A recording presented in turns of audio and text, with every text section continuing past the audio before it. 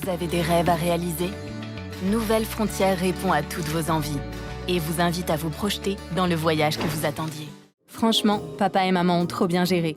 Grâce à René Coste et à la vente en nue propriété, ils continuent de profiter de chez eux tranquillement. Je vois bien que vous tournez autour de moi. Approchez-vous et cuisinez-moi. Vous ne le regretterez pas.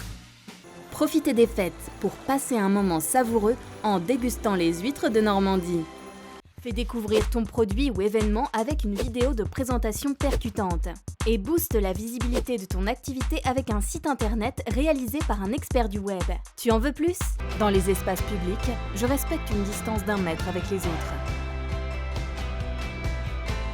Covid-19. Protégeons-nous, protégeons les autres. Découvrez le premier roman de James Lagier, Ma différence.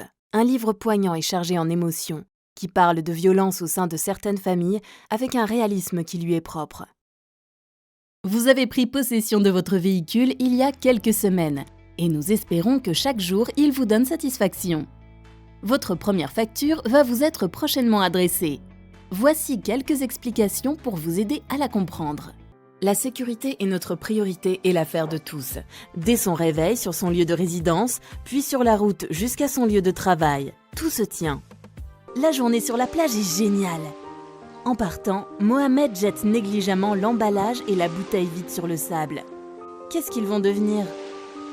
Pour que vos clients se concentrent uniquement sur l'essentiel, nous avons imaginé une solution qui fait du service client un dispositif gagnant. Rejoignons Manon dans sa semaine de préparation pour l'anniversaire de son fils Thibaut qui fête ses 10 ans mercredi.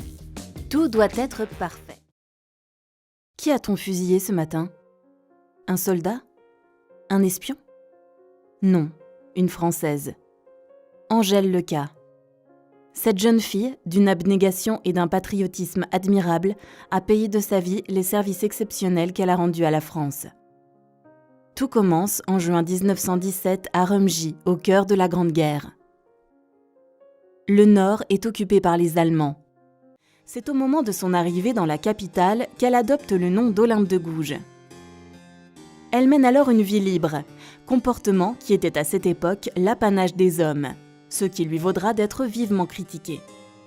Elle fréquente les salons littéraires, rencontrant des lettrés, des artistes et des hommes politiques. Elle fréquente aussi assidûment les salles de spectacle parisiennes, rédigeant des œuvres dramatiques et mettant en scène ses idées et combats.